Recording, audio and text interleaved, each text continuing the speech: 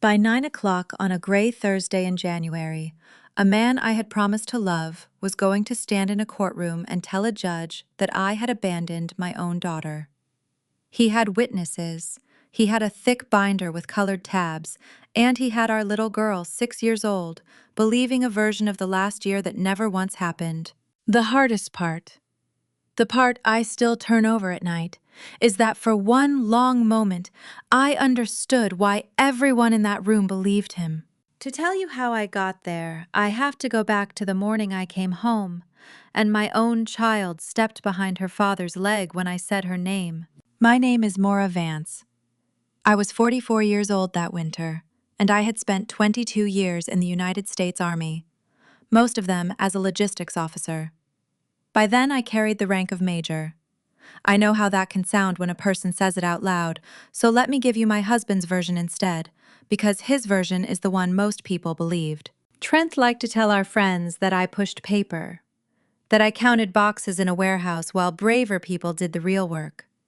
He said it as a joke with his hand warm on my shoulder, and everyone laughed, and I let them. A logistics officer learns early that the work is invisible when it goes right.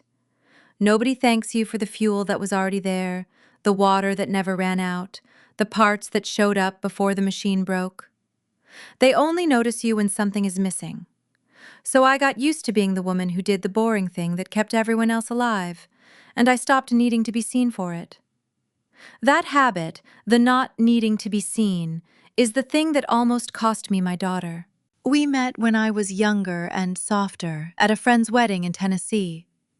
Trent was charming in a loud, easy way that I mistook for strength. I was steady in a quiet way that he mistook for coldness.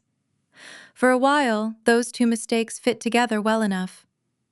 We married, we had Posey, and for the first years it was good. Or good enough, the way a lot of marriages are good enough until the ground shifts. The ground shifted the summer a call came for a 9-month rotation overseas. It was not a plum assignment, and it was not a reward. It was the kind of tasking that lands on the person who never says no and never makes a scene. I took it because it was mine to take, and because someone had to, and because I believed, God help me, that my family would still be there when I got back. Trent told everyone I volunteered. That single word did more damage than anything that happened overseas. Volunteered. As if I had looked at my 6-year-old across the breakfast table and chosen a duffel bag over her small hand. That is the story I came home to. The flight into Louisville came down through low cloud, and the whole state was the color of wet cardboard. Deep Kentucky winter, the trees black and bare along the highway toward the Fort Knox corridor. I had counted the days for 9 months. I had a stuffed rabbit in my carry-on that I bought in an airport half a world away. I had practiced in my head the exact ordinary voice I would use so that coming home would feel like nothing had broken. I let myself into the house, and it was too quiet, and it was too empty. Half the furniture was gone. The little marks of family leaves were gone with it, the crayon on the hallway wall, the magnets on the refrigerator. And in the middle of that emptiness stood Trent, and pressed against his leg, watching me the way you watch a stranger who has come too near, stood Posey. I said her name. Just her name, soft as I could make it. She flinched. My own daughter flinched at the sound of my voice, and stepped behind her father's leg, and would not look at me. On the kitchen counter where we used to leave notes for each other, there was a stapled stack of paper. I picked it up because I pick things up because reading the document in front of me is a reflex 22 years deep. It was a petition. Trent's name was on it, my name was on it, and across the top, in the flat language of a county court, were 2 words I have not been able to unhear since: emergency custody. I want to be honest about what those first days were like, because I think honesty is the only thing I have that is worth anything. I did not fight in the doorway. I did not scream that it was a lie. I have watched enough people burn themselves down by reacting that I knew even shaking that the loud move was the wrong move. So I found a small rented apartment 10 minutes away, with a kitchen table and 2 chairs, and a window that looked at a parking lot, and I started trying to understand the shape of what had been built while I was gone. The first thing I did was try to see my daughter. That is what a mother does. I called Trent and he did not pick up. I called Coralie, and she told me in a gentle, wounded voice that Posey was finally sleeping through the night again, and that it would be cruel to confuse her, and then she hung up before I could answer. I drove to the house and sat outside it in the cold, like a woman casing a place that used to be hers, and I did not knock because I could already see the shape of how that would be written up later. When they finally allowed me an hour, it was supervised in a beige room at a family services office with a stranger sitting in the corner making notes. Posey came in holding Coralie's hand and would not let go of it. She called that house home. She called me by my first name once, carefully, the way she must have been told to. When our hour was up, she asked the woman in the corner, not me, whether she had to come back next time. I drove to the parking lot afterward, and I sat with my hands flat on the wheel, and I did not let myself cry, because I had a feeling that somewhere a note was being made about whether I cried and about what it would mean either way. That is what a thing like this does to you. It makes you a suspect in your own child's life. It had been built carefully. That was the thing that frightened me most. While I was overseas, Trent had told a story, and he had told it patiently to everyone who would matter later. He told his mother Coralie, who had never liked that her son married a soldier. He told the neighbors. He told the other parents in the pickup line. He even, I would learn, told Posey's kindergarten teacher, in a low and worried voice, that Mommy had chosen to go away and might not really come back, and that the poor child was struggling with it. The story was always the same. She volunteered. She sent nothing.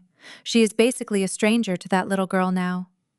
And the terrible genius of it was that every piece sounded reasonable if you did not know me, and I am not a woman who explains herself, so almost nobody knew me. I felt it in small ways first. A neighbor I had waved to for years turned her cart down another aisle at the grocery store rather than meet my eyes. A woman from the old pickup line, someone I had once traded snow day messages with, looked at me across a gas station lot with an expression I can only describe as pity mixed with distaste. The look you give a woman you have privately decided is a bad mother. Nobody was cruel to my face. It was quieter than that, and worse. The teacher was the one who undid me for a night. She sent a careful email the kind a decent person writes when they have been handed a story and believe they are being kind. She wanted me to know that Posey had been talking in class about missing her mommy who went away, and that they had been doing feelings exercises about it, and that she hoped my return would be handled gently for the child's sake. She meant well. She had no idea she was describing a curriculum built out of a lie and taught to a 6-year-old 5 days a week. I did not defend myself. And in the world Trent had built, silence looked exactly like guilt. Every day I said nothing. The story got a little more true in the minds of the people around my daughter. I understand now that this is how it usually works. The quiet ones lose, not because they are wrong, but because they will not perform being right. I might have gone on losing that way, quietly and completely, if my phone had not rung one evening with a number I did not know. I almost let it go. I am glad every single day that I did not. It was a woman's voice, dry and unhurried. The kind of voice that has given hard news before and will again. She said she was calling from the family readiness office on post. She said my name had come across her desk, and that she made a habit of checking on soldiers coming off long rotations, and that in my case, something had not sat right with her. Then she said, "Come see me tomorrow, and bring nothing but yourself, because you look like a woman who was about to make the mistake of trying to win this with her feelings." Her name was Odessa Pruitt. She had served 26 years and retired as a first sergeant, and she now ran the family readiness office out of a cinder block building with bad coffee and fluorescent light. She was 46 years old, built like a fence post, and she had exactly no patience for self-pity, which turned out to be the kindest thing anyone offered me that whole winter.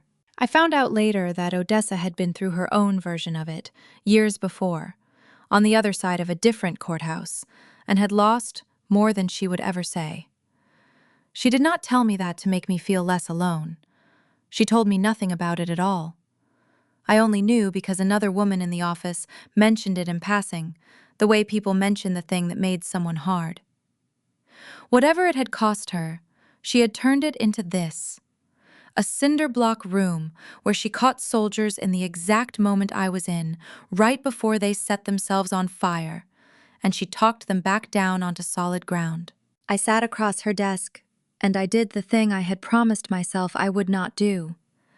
I started to explain. I started to tell her about the rotation, about the flinch, about how it felt to be called a stranger by a child I had carried. She let me get about a minute into it, and then she held up one flat hand. "Stop," she said. "I believe you. But it does not matter what I believe, and it does not matter what you feel. A courtroom does not run on feelings, it runs on paper. So we are going to stop talking about how unfair this is, and we are going to go get the paper." She said it the way you give a mission brief. Not comfort, a task list. And I felt something in my chest come loose because a task list was a thing I knew how to run. For 9 months, I had been a person things were done to. She was handing me back the one posture I understood, which was to be given a hard job and to do it in the right order, without stopping to have feelings about it in the middle. I asked her where we started. She did not even pause. "First thing you pull," she said, "is the allotment. Every month you were gone, the Army moved money out of your pay on a schedule you set up before you left. That money went somewhere. It landed in an account with your husband's name on it. He can stand in front of a judge and say you sent nothing. But the allotment does not lie, and it does not get nervous, and it does not love anybody." The next morning, I went to get the paper. I want to tell you it felt like justice. It did not. It felt like standing at a post office counter in a coat that still smelled like a foreign country, watching a receipt curl slowly out of a printer, while a clerk with kind eyes asked if I needed anything else. It felt small. But Odessa had taught me something in one sentence that I had forgotten in 9 months of being told who I was. The small, boring, unglamorous paper is the strongest thing you own, precisely because nobody thinks it is worth faking. So I pulled it in the order she gave me, and I laid it out on that rented kitchen table night after night until the table disappeared under it. First, the allotment ledger. Every month I was gone, a set amount had moved out of my pay and into the household account. The account Trent controlled on the same day, like a heartbeat. 9 months of it: rent, the car, the power bill, Posey's shoes, which a child that age goes through like weather. He had spent my money on my daughter all year, and then told a courthouse I sent nothing. Second, the leave and earnings statements. If you have never seen one, it is the least dramatic document on earth. A gray grid of numbers that shows what the Army paid you and what it took back out. Mine told a plain story in a language a judge would understand. I was working, I was paid, the money went home. Every line of it argued against the word stranger. Third, and this is the one Odessa cared about most, the family care plan. Before any soldier with a child deploys, she has to sit down and write out in detail who cares for that child and how, and with what authority if she cannot. I had done mine the way I do everything, carefully, and I had it notarized in a strip mall office with a woman chewing gum as my witness. On that plan, in my own handwriting, was the name of the person I trusted to keep my daughter safe and loved while I was gone. It was Trent. I had named him. I had signed my child into his care with my own hand and a notary stamp, which meant the entire story he was telling, the story where I vanished and left a little girl to fend for herself, fell apart on a document I had prepared before I ever got on the plane. I had not abandoned her. I had made a plan for her. The plan was him. I remember sitting very still at that table when I understood what I was holding. Not triumphant, just tired, in the deep way you get tired when you realize how much work it is going to take to prove a thing that should never have needed proving. There was one more thing I pulled, and it spoke straight to the word that had hurt the worst. Volunteered. Odessa told me to request a certified copy of my orders, the actual tasking that had sent me overseas. When it came, I sat and looked at it for a long time. It was not a request I had signed. It was a directive that had come down to me by name from higher, the way most hard taskings do. There was no line on it where I raised my hand. There was only a line where I acknowledged that I understood what I was being told to do, which is a very different thing, and which the Army had written down because the Army writes everything down, thank God. I laid the orders beside the allotment ledger, beside the earning statements, beside the notarized care plan, and for the first time that rented kitchen table looked less like the scene of my defeat and more like a supply yard the night before a movement. Everything staged, everything accounted for, nothing left to chance. I had spent my whole career making sure that when the moment came, the thing that was needed would already be sitting there ready. I had simply never imagined that the thing needed would be the proof that I was my own daughter's mother. I slept a little that night. Not much, but a little for the first time since the airport. Then the county appointed a guardian ad litem, and everything changed again. If you have never been through a custody fight, that phrase may mean nothing to you. A guardian ad litem is a person the court assigns to look out for the child and only the child, not my side, not Trent's side, the kids. She would interview both of us, and she would talk to Posey, and she would go where she wanted and ask what she liked, and then she would tell the judge what she found. Her name was Miss Halverson, and she wore sensible shoes and carried a soft leather folder everywhere, and she did not smile to make anyone comfortable. I was terrified of her. Trent, I could see, was delighted by her. He believed she would meet a nervous, guilty woman and a bright, adored little girl who called another house home, and that she would write the ending he had already scripted. What Trent did not understand about a good guardian ad litem is that she has heard the confident version 1,000 times, and she has learned to be most suspicious of the story that is too clean. She interviewed me in my rented apartment, and she looked at everything, without pretending not to. The 2 chairs, the single toothbrush, the stuffed rabbit still in its airport bag on the shelf waiting. She asked me plain questions and wrote plain notes and gave me nothing back, no warmth, no alarm. And I understood that this was the most honest thing she could offer me. Then she interviewed Posey separately, the way she was supposed to. I was not in the room, and I will not pretend to know everything that was said in it. But I know one thing, because Miss Halverson told the court later. When she asked my daughter to tell her about her mommy, Posey said a sentence no 6-year-old builds on her own. She said, "My mommy chose the Army instead of me." Word for word, flat like a line she had practiced. A child that age can tell you she is sad. She cannot produce a clean little thesis about her own abandonment unless somebody has handed it to her, one syllable at a time, and taught her which grown-ups to say it to. Miss Halverson had spent 20 years listening to children. She heard the seams in it right away. Miss Halverson did not ask me how I felt. She asked me for names, dates, and documents. So I gave her the allotment ledger and the earning statements and the notarized care plan, and I stopped talking and let her look. And while she looked, she did something Trent never imagined, because it was too dull to imagine. She drove out to Posey's school, and she asked the front office for the visitor and sign-in sheets going back through the whole rotation. Every time a parent signs a child out early, or comes in for a conference or picks up at the front desk, they sign a sheet with the date and the time. It is the most ignored paper in any building full of children. Nobody ever thinks about it. Nobody ever thinks to change it. There were 41 of those sheets with a signature on them across those months, Miss Halverson counted.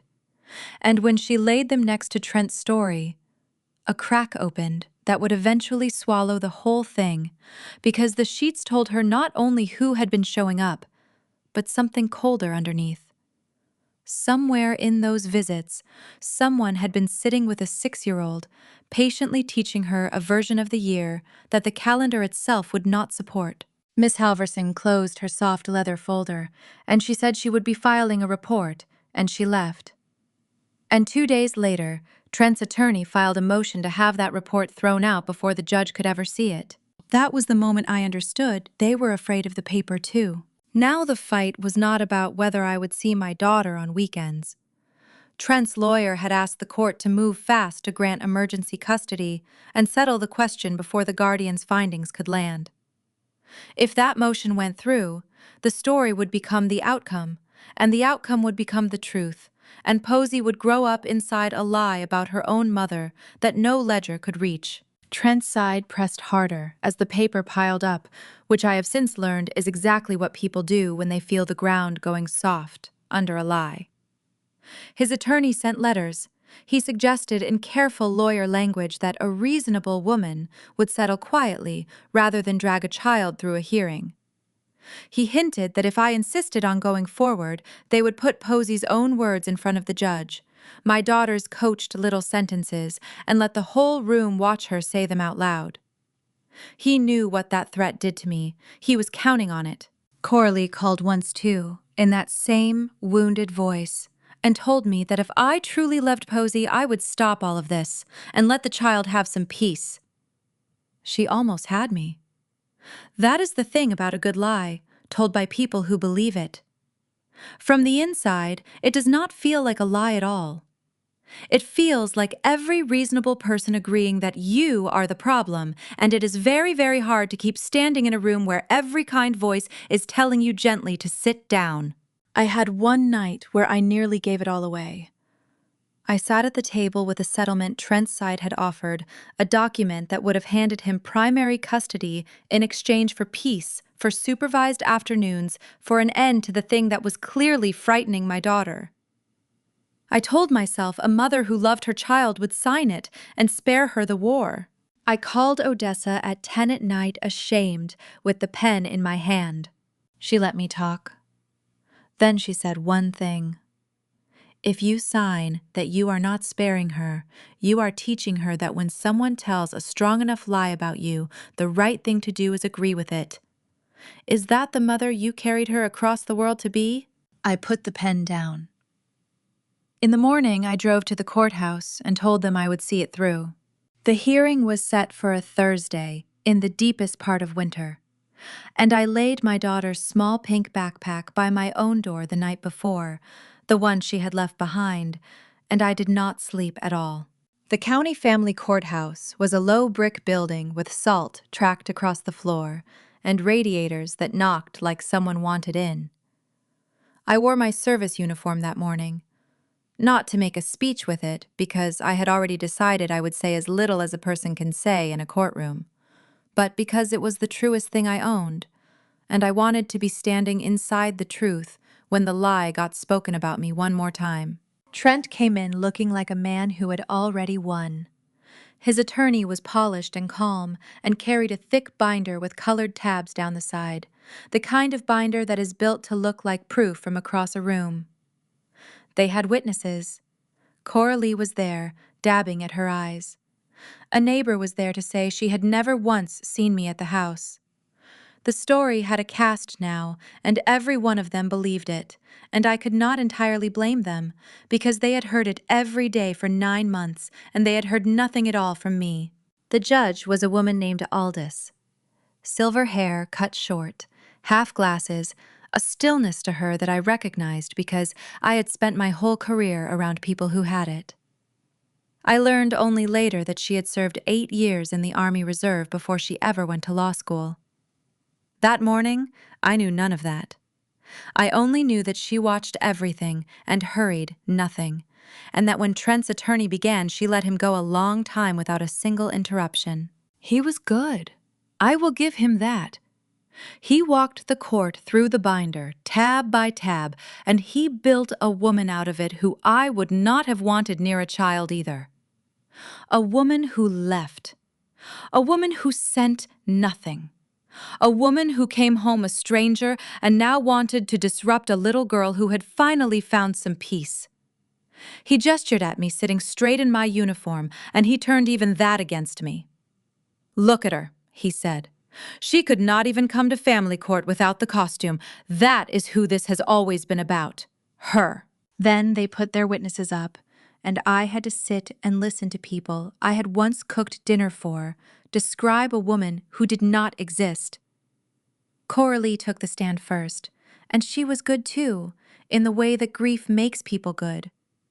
She said her son had held that household together alone. She said she had watched a little girl cry for a mother who could not be bothered to call. She dabbed at her eyes at exactly the right moments, and she never once said a thing she could be caught on, because she believed all of it. The neighbor followed and swore she had never seen me at the house that whole year, which was true and meaningless, because I had been on another continent. But the way she said it made the plain truth sound like a confession. Piece by piece they built the woman again, the one who volunteered, the one who sent nothing, the stranger with the duffel bag. And I sat there in my uniform and said nothing, and I watched the judge write, and I had no way of knowing what she was writing, or that beneath the bench, still shut, a plain folder was waiting with my whole real year inside it. When he finished, the room felt settled, the way a room feels when everyone has quietly agreed on how a thing is going to end. Judge Aldous took off her half glasses. She said, "The court has reviewed both filings." And then she did something no one in that room expected. She reached past the thick binder with the colored tabs. She set it gently to one side of the bench, the way you move a plate you are finished with, and she did not open it again. Instead, she drew out a plain manila folder that had been sitting under it the whole time. A folder nobody on Trent's side had ever been allowed to look inside. A folder with no name on the tab at all, just a date range written in pen. The first month I left to the month I came home. It was the Guardian's folder. She had denied the motion to throw it out. I did not know that until that second, and neither did Trent, and I watched the color change in his face as the judge opened the cover. She began to speak, and her voice was flat, almost bored, which is the only voice strong enough to carry a thing like that. She went down the page one line at a time. On this date, she said an allotment in this amount moved from Major Vance's pay into the household account. And on this date, and this one. She named the months the way you would name a rosary, without drama letting each one land. 9 months of a mother sending every dollar home to a house that would later swear under oath she sent nothing. She turned a page. On these 41 dates, she said a parent signed this child in or out of school. She looked up over the top of her glasses, and for the first time, her voice had an edge under the flatness. Not one of these 41 signatures, she said, is the mother's. The mother was overseas. Every one of these was signed by someone in this room who has spent this morning explaining how absent she was. Silence. The kind you could hear. She turned another page. She held up a single document, and she said, "This is the family care plan, notarized before the deployment. In it, the mother names the person she trusted to raise this child in her absence." She spoke the name aloud. It was Trent's. "You were not abandoned custody of this child," the judge said, looking at him now. "You were entrusted with her, by her, in writing. There is a difference, and this court knows it, even if this child has been taught not to." That last part she said very quietly, and it was the only time the whole morning that the calm cracked, because everyone understood what she meant, and nobody had wanted to say it out loud. A 6-year-old does not build a story about a stranger with a duffel bag on her own. Someone sits with her patiently and gives it to her. The judge did not describe it further, and she did not need to. The sign-in sheets had already told her who had been doing the sitting. Then Judge Aldous looked at me, and she used the word my husband had spent an entire year making sure no one would ever attach to me again. "Major," she said. Is there anything you wish to add? I had rehearsed a speech, months of it lying awake.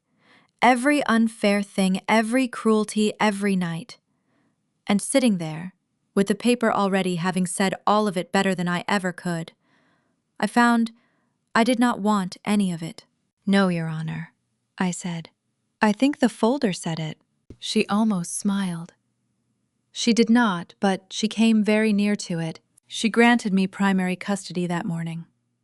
She limited Trent's contact to a written parenting plan spelled out and supervised at the start, and she ordered that no adult was to discuss the case or my absence with Posey again. She said one more thing before she closed the folder, and I have kept it the way you keep a coin in your pocket.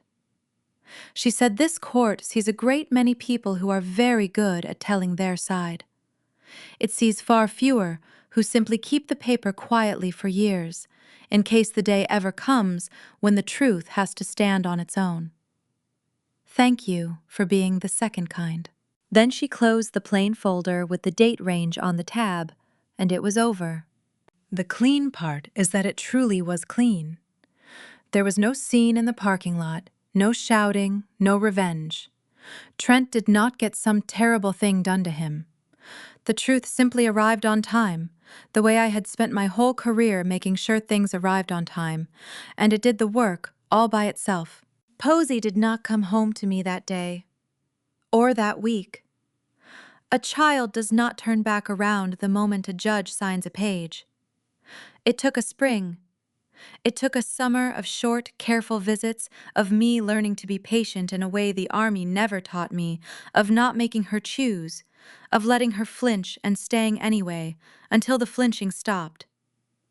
I kept the stuffed rabbit from the airport on the shelf and did not push it on her, and one ordinary afternoon she picked it up herself and asked where I had bought it, and I told her, and she listened to the whole answer, and that was the day I knew we were going to be all right. The parenting plan did what plans do. It held. The first overnight, she brought the stuffed rabbit into my room at 2 a.m. because of a storm, and stood at the side of my bed until I lifted the blanket, and she climbed in without a word, and fell asleep, with her cold feet against my shin, and I stayed awake the rest of the night just to feel it. I did not say anything to her about the year. I never have. She was 6. None of it was her fault, and a child should not have to carry the ledger her parents built. When she is older, if she ever asks, the paper will still be there, and it will still be true, and she can look at every page of it herself and decide for herself what she believes. Until then, my only job is to be the mother who shows up over and over, so many times that showing up becomes the only story she remembers. Trent and I do not speak beyond the written plan. There was no reconciliation, and I have made my peace with that. Some doors you do not walk back through. You just make sure they shut softly behind you, and you do not stand out in the cold, rattling the handle. Years have gone by now. Posey rides a bike I can no longer catch. The pink backpack got outgrown and replaced twice over. My service uniform is folded in a cedar chest in the hall, and now and then she asks to see the folded flag and the ribbons, and I tell her the boring, true stories, the fuel and the water and the parts, the invisible work that keeps people alive, and she thinks it is wonderful, precisely because it is not loud. Here is the thing I understand now that I did not understand at that kitchen table. For most of my life, I believed that if I simply did the right thing quietly and well, it would speak for itself. That winter taught me that the truth does not speak for itself. Someone has to keep it.